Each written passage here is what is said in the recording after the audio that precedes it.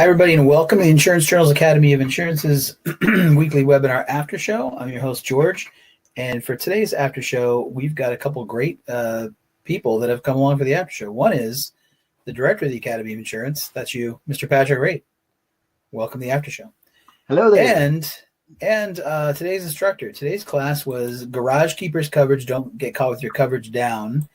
And the instructor for today was, and always will be Casey Roberts. Casey, welcome to the gentlemen. Thank you, guys. I was making a notation for future reference. Well, wonderful.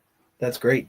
A notation of are you biographizing the after show, or what are you notating? I need to know. No, I'm making a note on my presentation from today about based upon one of the questions that we received that I think I could just enhance it a little bit more. So I'm of the age where I suffer from CRS. I can't remember stuff, so I thought I better write it down. Oh, okay.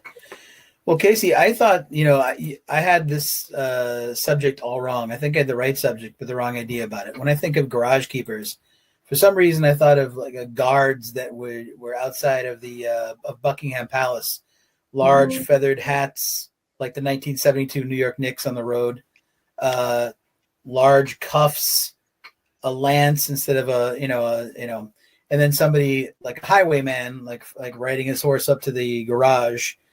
And the gentleman or lady is like, none shall pass. And he's like, I want your hubcaps. Stand and deliver.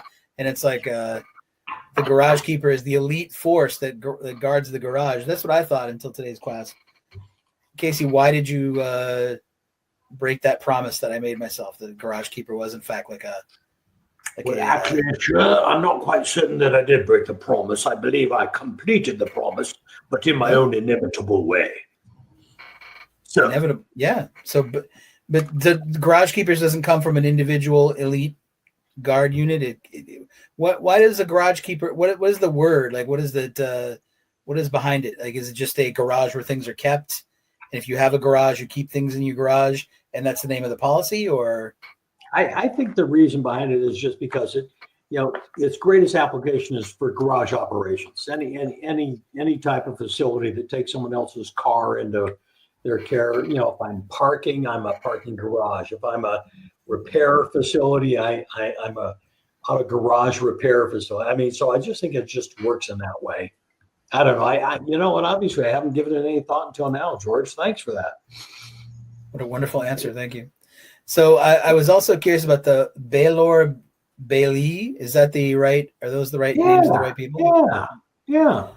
I picture Jimmy Stewart as George Bailey doing something, and he's hanging out with a bunch of Spanish dancers. Of course, bailar is to dance in Spanish. So I won't do a Jimmy Stewart for everybody, but I thought of that. Then I don't know why you'd want to be a bailee. It seems like a lot of the onus goes on bailees because bailees are the protectors of what's in the garage, right? You know what is now going through my head? Buffalo gal, won't you come out tonight? Come out tonight. Come out tonight. You said George Bailey. I immediately went to the movie, and that's one of the excerpts I have is him singing when he first meets Feliz Navidad, Mr. Potter. It's Donna Reed he meets and falls in love with. That's right. If I remember correctly. Is that right? That is right. That's correct. Oh, I'm showing my old school movie knowledge. So was there a question in there, George, that I missed? I'm sorry. No. Why would anyone want to be a bailee? Because it looks like bailees have a lot more responsibility than the bailor. Well, it's not that they want to be. It's because they're in business and because what they do in there. You take a dry cleaner, right? I mean, you are the bailor. You take your clothes into the dry cleaner. Now there is a bailment created because they have your clothes in their care, custody, or control. It's not like one said, gee, Patrick, let's sign up as a bailee today, right? It's not how it works. I mean, it's something granted to you by the law, and you have a way to handle it, and you can handle it via an insurance transaction and say, okay, I'm going to take my responsibility seriously, but I'm going to pass it on to someone else. Or you can say, I'm going to take it on as my own and not deal with it through insurance. It's typical risk management stuff. Patrick, I do have a question. That's for you. What did you think of today's class in particular, and what do you think of the subject of garage keepers in general? And were you as surprised as I was when you learned that they weren't, some sort of royal guard? As much as I want that to be the case, George, I was not surprised. I'm also not surprised that I don't want to be a bailee, and potentially I'm a little surprised that you didn't bring up Baylor University off in Texas. See, my old tired joke when I talk about bailee liability is that nobody named Bailey can get a policy, and that's terrible. But this is such a great topic. I don't know that we've got a lot in the commercial auto space, and so when Casey suggested, "Hey, let's talk about garage keepers," I thought this is a great way to kind of build that content level, because it's not like everybody needs this, right? But the markets that do, the insureds that do, they need it, and the agents need to understand what is covered, what's not covered. I think it was worth the price of admission simply for the conversation related to excess or primary. Just that little piece would truly help somebody to be better at what they do by itself. And Patrick, I think when you and I first discussed this topic, that was kind of one of the underlying considerations that we both thought, right? I've seen it described so improperly and described by agents multiple times in the wrong manner. And anytime we do that, you and I make our living essentially as educators, right? And when we hear something that is improperly described, we know the insured could read the form, but they're going to look at that and they're going to say to their agent, "What does it mean?" And the agent's going to tell them, "Oh, okay," and they're going to believe what the agent says. Mm-hmm. And so that's the one thing that I got lucky. I had a guy early on in my career that taught me the importance of policy language, because it says it didn't matter, what you say. What matters is what the policy says. And right. So I've kind of been a bit of a coverage nerd since that point in time, in wanting to make certain I got it right, because I know from the interactions between insureds and their insurance agents or brokers, they will believe what their agent or broker tells them 99% of the time, regardless of what the form says. No, exactly. And the insured, they haven't investigated enough to figure out whether or not the agent knows what they're talking about. And I don't want to sound too get off my lawn, but there's too many agents and brokers out there that don't know what the policy says. Truly, they're going off what somebody told them 5, 10, 15 years ago, and it may even have been correct then, but odds are it may not have been. And so you've got all of those pieces working together as well.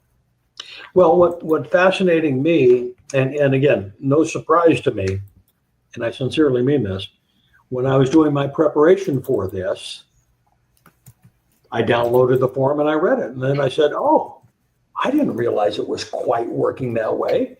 And if I'm going to teach it, I had remembered the older form that worked a little differently." And It was kind of like, dude, RTSP, right? Read the stinking comment. Take your own advice there, right? I have to. And again, so that to me is what is the best thing about what I get to do. What I've chosen to do is that I'm kind of an information guy, right? And I love trivia, but I also love good information that helps us do our jobs better, because to me, there's just a significant responsibility we have to our customers to do that. And so the better any of us can do that, the better off we all are. And then the better reputation the insurance industry will get, because people will then understand, oh, this is important. and they do understand what they're talking about. So I know I get a little preachy sometimes, and I don't mean to be, but it's just, gosh darn it, we only got one responsibility, which is do it right and understand what we're doing. It shouldn't be that hard to do, but it seems to be. And what's really interesting is I couldn't bait you into singing Doors lyrics. No, I was tempted. I've actually got the CD. I'm a CD guy, so I actually have the CD. You know, you almost lit my fire. See, this is part of the reason why, people think insurance is boring. People think insurance classes are boring, and they obviously haven't met some of the people that we know who teach this stuff, because some of the most fascinating people and some of the most interesting people and I guess best communicators I've met are dealing in these topics, because in part because you've got that idea that it's not that much fun, or it's boring or whatever. But many of the instructors we have are quick-witted and a lot of fun to just talk to about anything. They're the best ones to hang with, as far as I'm concerned. Speaking of the Doors, that's why hanging with George is so cool. I don't know what that means, but I'll take it. If you guys like the Doors and you think hanging out with me is like hanging out with the Doors, I'll take it. Casey, I wanted to ask you one more thing about notable exclusions. One of the losses on the notable exclusion is for tape decks. Is that still in the policy, tape decks, or is that? Yeah. You want to talk about an old school reference? I was going to ask. I'm surprised it didn't say 4-track or 8-track. Quite honestly, that was going to be my question. Yeah, but it does. It says tape decks or other sound reproducing equipment unless permanently installed in the customer's auto. And you don't get many tape deck references anymore. You're right. Never pass up a good, because I remember 4-track and then I remember 8-track, and it was kind of like, wow, listen to this stuff. It's 8-track. This is amazing. Weird scenes inside Casey's gold mine, everybody. So I thought I'd mention that. Patrick, thank you so much for coming to the after show today. Casey, do we have you again this year for anything, or is this the? I've got 2 more. I've got basics, I think, of EPLI. I think, isn't it what it is? And is that in August? And then in September, I don't know why, Patrick was really easy to work with. I have emerging EPLI risks. So I get to do the basics of EPLI, and then I get to a month later talk about some of the changes we've seen over the last couple of years and the challenges that come with it. So, and again, it's just, to me, it's a fun topic, but it's an insurance topic. And I find most insurance topics fun, which really makes me weird. Come on, baby, PLI. Yeah, it kind of just goes off the tongue. Casey, wonderful job today. Thank you so much for disavowing me of the thought that the Garagekeepers were actually some sort of elite guard. So thank you. And thanks for everything today. Your wit, humor, knowledge, everything. Always a pleasure to have you along with us. And Patrick, thank you so much for being the director of the Academy of Insurance. Really appreciate it. Hey, as long as the key still works in the door, I'm still coming in. Yeah. Don't we have to refer to Patrick as his awesomeness on occasion? Periodically we do. It's not really contractual, but we appreciate it greatly. It could be extra contractual, but you notice how I said his awesomeness on occasion. It's occasionally awesome. Gentlemen, thanks for coming to the after show. For everyone else, this is your host, George, saying thanks for everybody for tuning in. We will see you next time. Have a great day, everyone. Take good care.